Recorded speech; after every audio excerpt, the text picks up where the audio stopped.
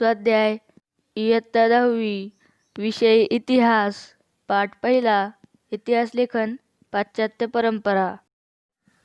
प्रश्न पहिला अ. दिलेल्या पर्यायांपैकी योग्य पर्याय निवडून विधाने पूर्ण करा. 1. आधुनिक इतिहास लेखनाचा जनक यांस म्हणता येईल. अ. व्हॉल्टेअर. ब. Rene Descartes. क. Leopold Ranke. ड. Karl Marx. आधुनिक इतिहास लेखनाचा जनक व्हॉल्टेअर यांस म्हणता येईल. 2. आर्किओलॉजी ऑफ नॉलेज हा ग्रंथ यांनी लिहिला. अ. Karl marks.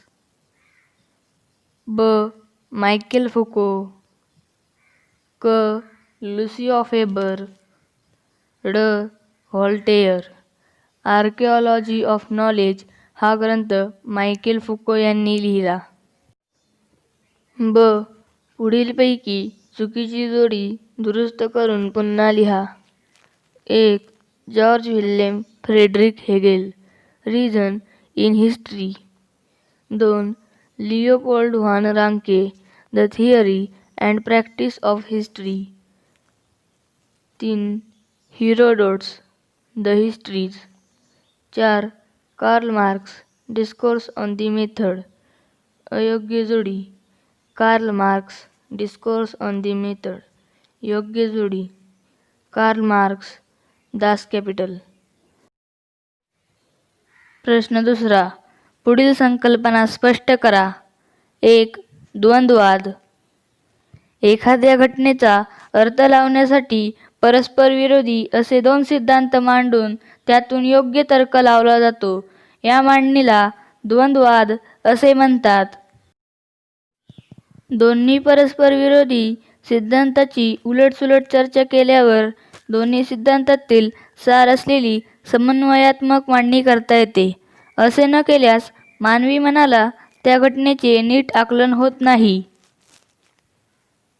थोडक्यात दोन परस्पर विरोधी विचारांच्या चर्चेतून जी समन्वयात्मक मांडणी होते त्या पद्धतीलाच द्वंद्ववाद असे म्हणतात.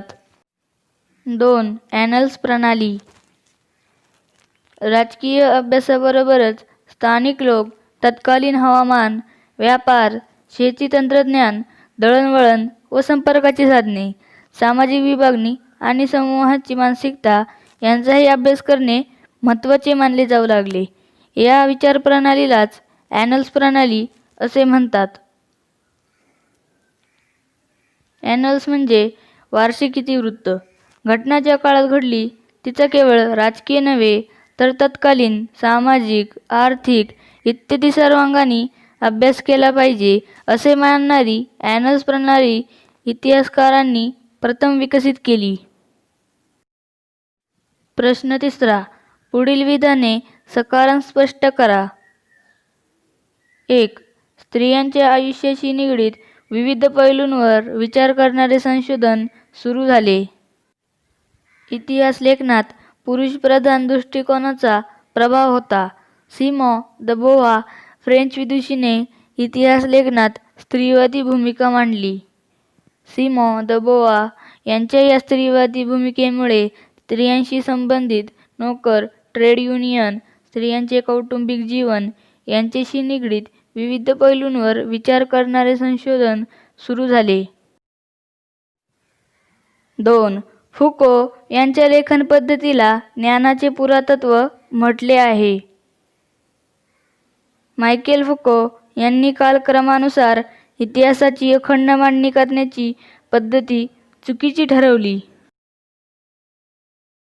त्यांच्या मते अंतिम सत्यापर्यंत पोहोचणे हे पुरातत्वाचे उद्दिष्ट नसून भूतकाळातील स्थित्यंतरांचे म्हणजेच बदलांचे स्पष्टीकरण देण्याचा पुरातत्वाचा प्रयत्न असतो.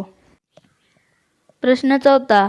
पुढील प्रश्नांची 25 ते 30 शब्दात उत्तरे लिहा. 1. इतिहास लेखन म्हणजे काय? उपलब्ध ऐतिहासिक माहितीचे संकलन आणि विश्लेषण करणे. त्या माहितीची स्थळ व काळ यांच्या संदर्भात माहिती करून घेऊन त्या माहितीच्या संदर्भात योग्य प्रश्नांची मांडणी करणे. उपलब्ध माहितीचे संदर्भ तपासून चिकित्सक संशोधन करणे. या पद्धतीने केलेल्या लेखन पद्धतीला इतिहास लेखन असे म्हणतात. 2. रेने देकार्त यांनी इतिहास लेखनात कोणत्या मताचा आग्रह धरला? एखादी गोष्ट सत्य आहे असे निसंशयरित्या निश्चित होत नाही तोपर्यंत तिचा कदापिही स्वीकार करू नये. एखाद्या समस्येचे विश्लेषण आवश्यक तेवढेच करावे व आधी छोट्या समस्या व नंतर मोठ्या समस्या या क्रमाने विचार मांडावेत. इतिहास लेखनासाठी वापरल्या जाणाऱ्या कागदपत्रांसारख्या ऐतिहासिक साधनांचीही विश्वासार्हता तपासून घेतली पाहिजे. 3. व्होल्टेयर यांना आधुनिक इतिहास लेखनाचे जनक असे का म्हटले जाते? वस्तुनिष्ठ सत्य आणि घटनांचा कालक्रम योग्य असायला हवा. तत्कालीन समाजाच्या परंपरा, शेती, व्यापार व आर्थिक यांचा विचार होणे आवश्यक आहे. त्यांच्या या मतामुळे इतिहासाची मांडणी करताना मानवी जीवनाचा सर्वांगीण विचार व्हायला हवा हा नवीन विचार पुढे आला. म्हणून व्होल्टेयर यांना आधुनिक इतिहास लेखनाचे जनक असे म्हटले जाते. प्रश्न 5. पुढील संकल्पना चित्र पूर्ण करा. युरोपातील महत्त्वाचे विचारवंत. Leopold von Ranke, René Descartes, Voltaire, George William Friedrich Hegel. प्रश्न 6. पुढील प्रश्नांची सविस्तर उत्तरे लिहा. 1. कार्ल मार्क्स यांचा वर्ग सिद्धांत स्पष्ट करा. इतिहास हा अमूर्त कल्पनांचा नसून जिवंत माणसांचा असतो. उत्पादन साधने ताब्यात असलेला वर्ग अन्य वर्गाचे आर्थिक शोषण करतो. मूलभूत गरजा भागवण्यासाठी उपलब्ध असलेल्या उत्पादन साधनांच्या स्वरूपावर व मालकीवर माणसामाणसांचे नातेसंबंध अवलंबून असतात. मानवी इतिहास हा अशा वर्ग संघर्षाचा इतिहास आहे. 2. आधुनिक इतिहास लेखन पद्धतीची 4 वैशिष्ट्ये कोणती? या शास्त्रशुद्ध पद्धतीची सुरुवात योग्य प्रश्नांची मांडणी करण्यापासून होते. हे प्रश्न मानवकेंद्रित असून भूतकालीन मानवी समाजसंघटकांनी विशिष्ट कालावधीत केलेल्या कृतीसंबंधी असतात. त्या कृतींचा संबंध दैवी घटनांशी वा कथाकहाण्यांशी जोडलेला नसतो. या प्रश्नांच्या उत्तरांना इतिहासातील विश्वासार्ह पुराव्यांचा आधार असल्याने त्यांची मांडणी तर्कसंगत असते. मानवाने केलेल्या भूतकालीन कृतींच्या आधारे इतिहासात मानवजातीच्या वाटचालीचा वेध घेतला जातो. 3. स्त्रीवादी इतिहास लेखन म्हणजे काय?